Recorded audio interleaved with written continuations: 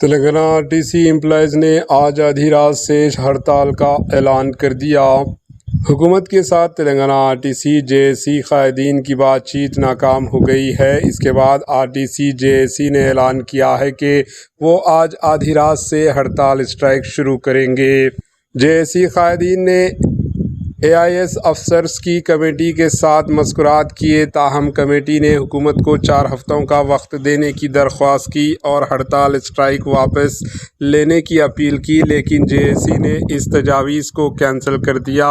مذاکرات کسی نتیجے پر نہ پہنچنے کے باعث RTC یونینز نے ہڑتال پر جانے کا فیصلہ کیا۔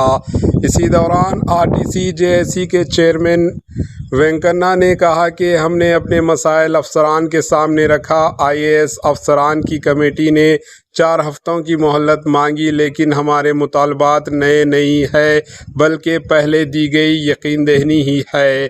کمیٹی نے کہا کہ ہماری بات مانیں تو ٹھیک، ورنہ مجبوری کے تحت ہم ہڑتال اسٹرائک پر جا رہے ہیں جب تک ہمارے 42 مطالبات حل نہیں ہوتے۔ ہڑتال جاری رہے گی۔ Bureau report AHN news. AHN news کے YouTube چینل کو سبسکرائب کریں اور بیل آئیکن کو دبانا نہ بھولیں تاکہ آپ کو ہر نئی آنے والی ویڈیو کا نوٹیفیکیشن بر وقت مل سکے۔